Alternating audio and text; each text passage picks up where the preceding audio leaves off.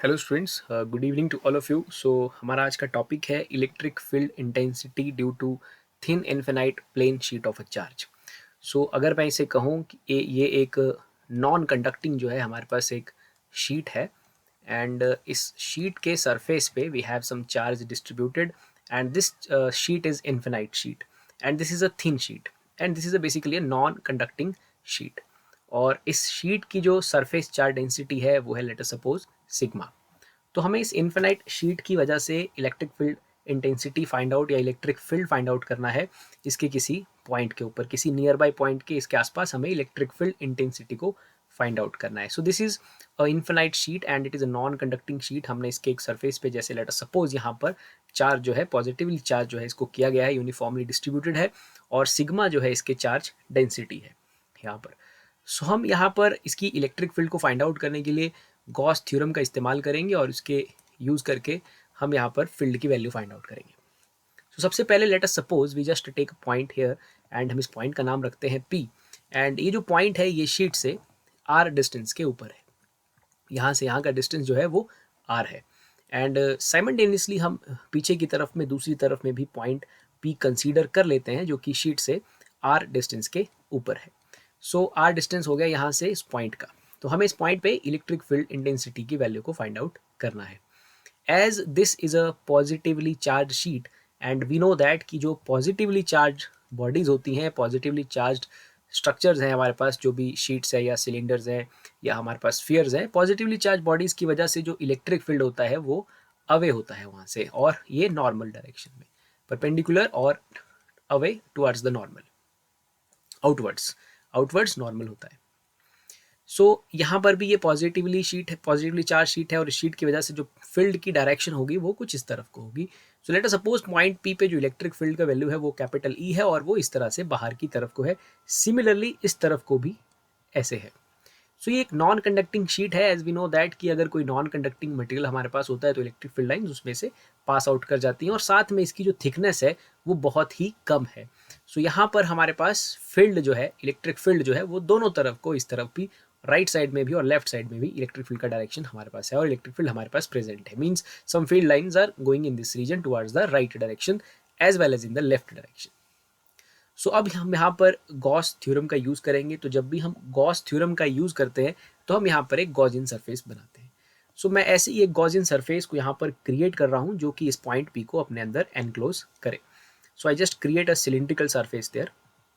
एक सिलिंड्रिकल मैं सरफेस यहाँ पर बना रहा हूँ जो कि इस पॉइंट पी को जो दोनों तरफ हमने लेके रखा है, यहाँ से भी आर डिस्टेंस पे और यहाँ से भी आर डिस्टेंस पे, उस पॉइंट को ये गॉसियन सरफेस एनक्लोज कर रहा है। सो ये जो गॉसियन सरफेस हमने फॉर्म किया है ये एक सिलिंड्रिकल है एंड इस सरफेस के हमें एरिया वेक्टर्स का पता होना चाहिए, उनकी डायरेक्शंस का पता होना चाहिए। बिकॉज जब हम गॉस थ्योरम को लगाते हैं तो हमारे पास रिलेशन है flux is equal to E dot D S and that is also equal to Q by epsilon not. So D S is basically the area vector and E is the electric field. तो हम यहाँ पर ये देखेंगे कि हमारे कौन से एरियाज जो हैं वो फ्लक्स में कंट्रीब्यूशन कर पा रहे हैं। सो हमने इलेक्ट्रिक फील्ड तो पहले ही देख लिया है कि electric field is perpendicular to the sheet and it is outward normal. So ये इलेक्ट्रिक फील्ड का डायरेक्शन है दोनों तरफ, ये लेफ्ट साइड में इस साइड में है और राइट साइड में आगे की तरफ इलेक्ट्रिक फील्ड का डायरेक्शन है। हम अपने सिलेंडर के एरिया वेक्टर्स को फाइंड आउट करेंगे। तो हमारे पास सिलेंडर का ये एक कर्व्ड सरफेस है और इस कर्व्ड सरफेस का जो एरिया वेक्टर होगा वो कुछ ऐसे होगा और नीचे की तरफ से भी एरिया वेक्टर ऐसे होगा। और ये जो आपको इस सिलेंडर का सर्कुलर क्रॉस सेक्शन दिख रहा है इसका एरिया वेक्टर भी परपेंडिकुलर, मतलब किसी भी सरफेस का एरिया वेक्टर हमेशा उस एरिया के परपेंडिकुलर होता है।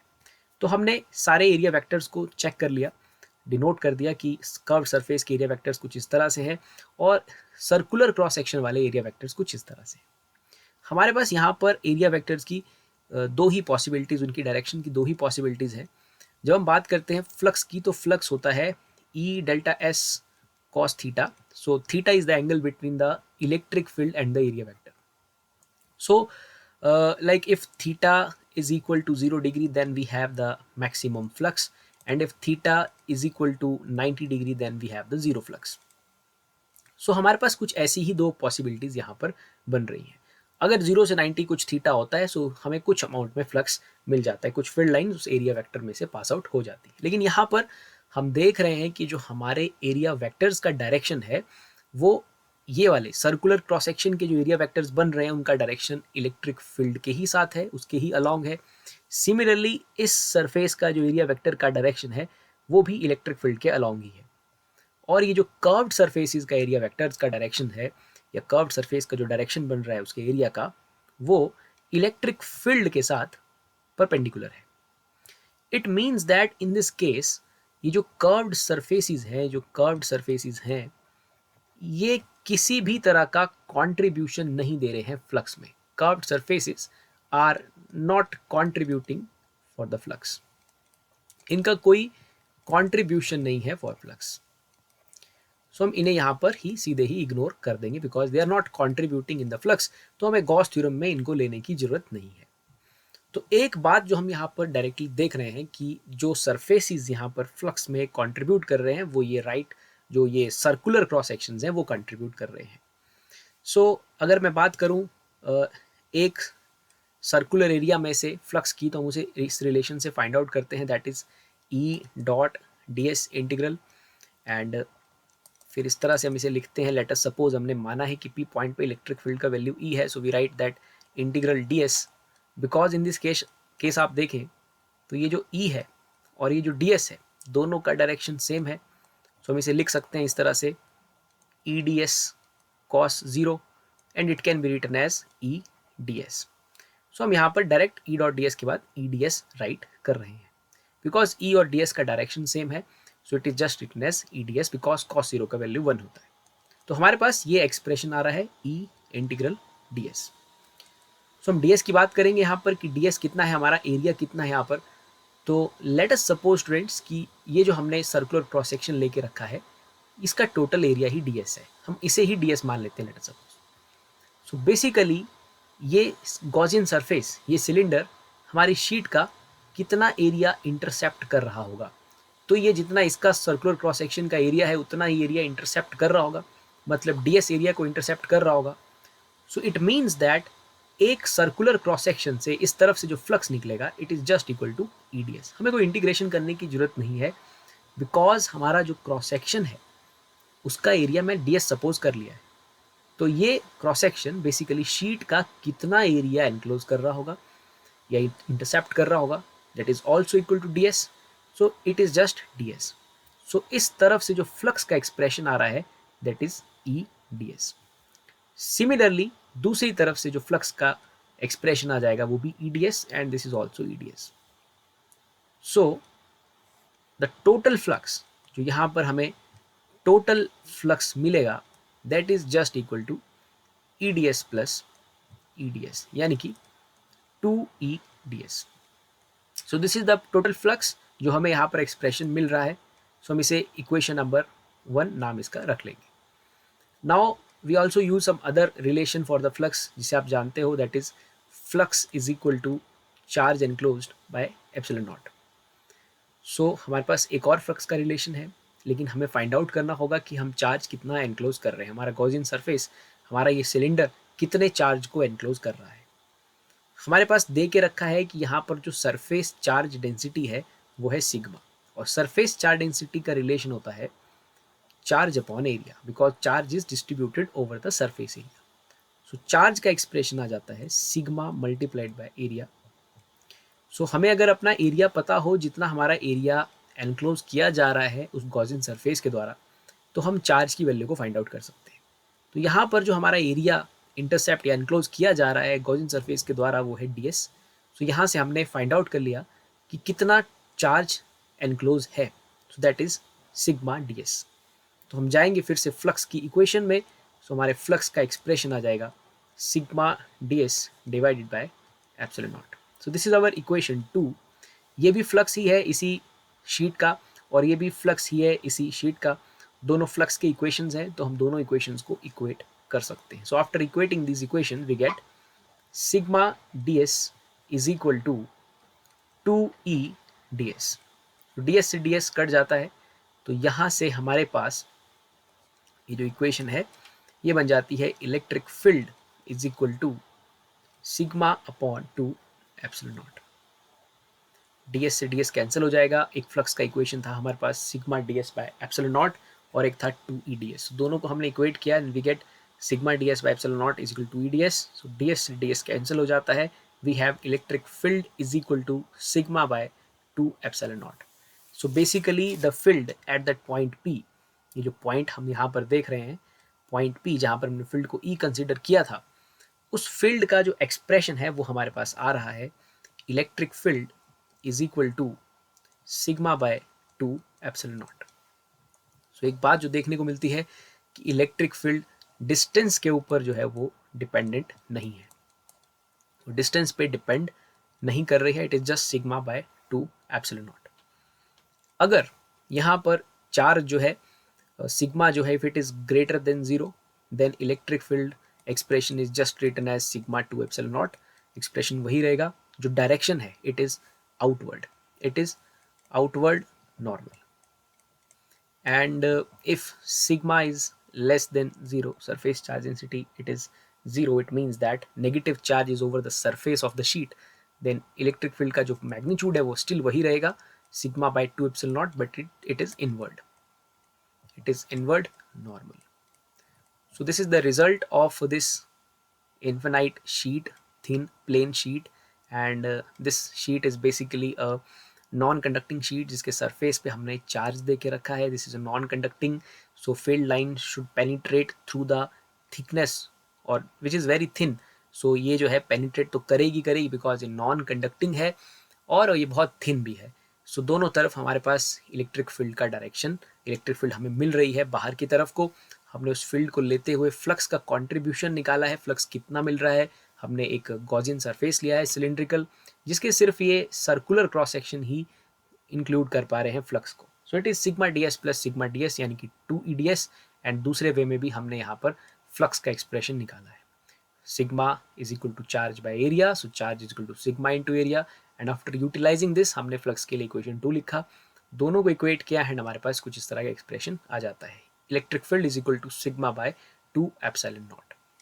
So this is the result for this case, and similarly हम इस केस को कंडक्टिंग शीट के लिए भी कर सकते हैं। इसी तरह से हम इसको कंडक्टिंग शीट के लिए भी एनालाइज कर सकते हैं। So let us suppose we have a sheet and that is a conducting sheet here, and अगर ये शीट जो है वो एक कंडक्टिंग शीट है and it may have some thickness, and let us suppose हमने इसके ऊपर चार्ज दिया है, पॉजिटिवली चार्ज है, so it is of a small thickness, okay, and it is an infinite sheet, so we can just ignore this thickness part here. So we just suppose that it is a positively charged sheet, तो इसके दोनों surfaces पे जो है वो हमारे पास charge distributed है। Similarly you can consider over this surface, but as this is a infinite sheet, so it doesn't matter here अगर हम sheet के इस तरफ को electric field intensity find out करते हैं। तो एक कंडक्टिंग शीट की वजह से जो इलेक्ट्रिक फील्ड इंटेंसिटी का एक्सप्रेशन आता है that is basically sigma by epsilon not, एक कंडक्टिंग शीट की वजह से। उसका रीज़न क्या है कि inside the conductor as we know that electric field is always equal to 0।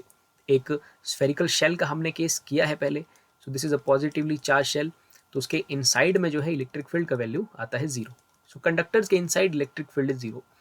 So here this is a conducting, so in this thickness maybe it is a very small thickness, but इसके inside जो है electric field 0 होगा। हमारे पास एक conductor है, conductor के surfaces पे चार्जेस हैं, सो inside the conductor electric field is 0। तो जब हम इस वाले साइड से फ्लक्स का कंट्रीब्यूशन देखेंगे तो यहाँ से जो फ्लक्स का कंट्रीब्यूशन आएगा वो आएगा हमारे पास EDS, okay. We again take some point there and take a cylinder there, and that cylinder basically encloses this surface of area ds। इस सिलेंडर का एरिया भी हम सर्कुलर क्रॉस सेक्शनल जो ये एरिया है इसको ds कंसीडर कर लेते हैं, तो ये यहाँ पर इसको जो एनक्लोज करेगा वो भी ds एरिया को करेगा, तो यहाँ से फ्लक्स आ जाएगा EDS। इस शीट की वजह से पीछे की तरफ कोई फ्लक्स का कॉन्ट्रीब्यूशन नहीं आ पाएगा because inside the conductors electric field is equal to 0। बेशक इसकी वजह से, साइड की वजह से भी फील्ड लाइंस कुछ ऐसे देखने को हमें मिलेंगी एंड ऐसे कुछ देखने को मिलेंगी। सो यहाँ से अगर हम बात करें तो इस साइड में इस शीट की वजह से जो फ्लक्स का कंट्रीब्यूशन आ रहा है दैट इज EDS, एंड दूसरी तरह से जब हम इसकी फ्लक्स की इक्वेशन निकालेंगे that is Q by epsilon naught. Let us suppose the surface charge density is sigma here. So यहाँ से हमारे पास अगेन सिग्मा का फॉर्मूला यूज करते हुए हमारे पास चार्ज की वैल्यू आ जाएगी. So this is sigma D S because the area enclose is d S. So यहाँ से हम Q फाइंड आउट कर लेंगे और इस फॉर्मूले की मदद से भी हम फ्लक्स के रिलेशन को निकाल लेंगे. सो फ्लक्स का रिलेशन आ जाएगा sigma D S by epsilon not. तो इस कंडक्टिंग शीट के लिए हमारे पास दो फ्लक्स के एक्सप्रेशंस आ रहे हैं. One is E D S and second one is sigma D S by epsilon not. तो इनको भी हम इक्वेट कर लेंगे. So it is E D S equal to sigma D S by epsilon not and D S से D S cut जाएगा. So electric field आ जाएगा हमारे पास एक कंडक्टिंग सरफेस की वजह से sigma upon epsilon not. So this is the expression for electric field due to वो कंडक्टिंग शीट. और इट मे बी लाइक एक और पॉसिबिलिटी हमारे पास यहाँ पर हो सकती है कि अगर हमारी जो नॉन कंडक्टिंग शीट है, एक नॉन कंडक्टिंग शीट है और इसकी कुछ थिकनेस है और दोनों सरफेसिस पे हमने कुछ चार्ज को डिस्ट्रीब्यूट किया है, like this is positive positive positive charge. So as we know that this is a non conducting sheet और इसके दूसरी तरफ में भी positively charge distributed. As we consider that this thickness is very small but charge is now on the other side as well. So due to this thing हमारे पास अगर इस point पे हम फील्ड की बात करें तो वो कितनी होगी, एक शीट की वजह से हमने डिराइव किया है that is sigma by 2 epsilon not and from the other surface जो पीछे एक सरफेस है उस सरफेस की वजह से भी इस पॉइंट पे होगी sigma by 2 epsilon not. So plus करके ये भी हमारे पास आ जाएगा sigma by epsilon not. So this can be the case for a non conducting as well. ये नॉन कंडक्टिंग के लिए ये पॉसिबिलिटी भी होगी जब दूसरी तरफ भी हमारे पास चार्ज की डिस्ट्रीब्यूशन होगी and there is some thickness. और एक और बात यहाँ पर जो इम्पोर्टेंट है कि हम शीट को एक इनफिनाइट शीट जो है वो कंसीडर करते हैं. सो इनफिनाइट शीट के रिगार्डिंग में हम अगर समझे कि इनफिनाइट शीट का मतलब क्या है, कब इसको इनफिनाइट शीट किस तरह से किस रेफरेंस में इनफिनाइट शीट हम इसे कह रहे हैं. So for example let us suppose that this is a sheet and sheet का लेंथ आप ये जो ऊपर की तरफ अज्यूम कर लीजिए, late us suppose it is 10 kilometre, just for example 10 kilometres and आप एक पॉइंट पे फील्ड निकाल रहे हैं जो शीट से जस्ट 1 सेंटीमीटर दूर है. So this distance is very very small in comparison to this 10 kilometres. So इस पॉइंट के रिस्पेक्ट से ये जो शीट है ये एक इनफिनाइट शीट कहलाएगी.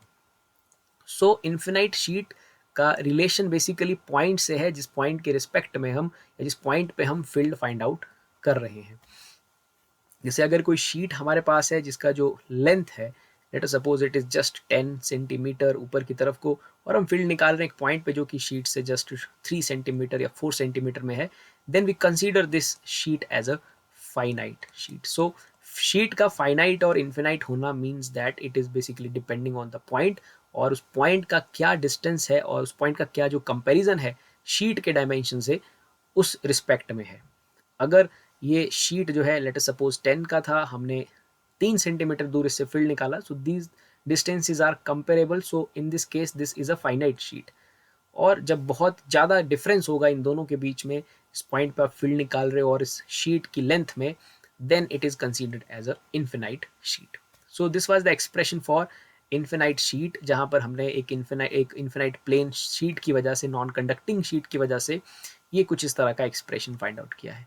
कंडक्टिंग शीट से हमारा मतलब रहता है कि उसके सरफेसिस पे दोनों तरफ चार्जेस स्प्रेड हैं, इक्विपोटेंशियल सरफेस वहाँ बन रहा है, inside the field electric field is zero है और सराउंडिंग में हम यहाँ पर जब फील्ड निकालते हैं तो आती है sigma by epsilon not because flux में कॉन्ट्रीब्यूशन एक ही तरफ से आ रहा है ईडीएस एंड दूसरा जो एक्सप्रेशन आया है फ्लक्स का that is sigma D S by epsilon not. तो इनको कंपेयर करने पे सिग्मा बाय एप्सिलॉन नॉट.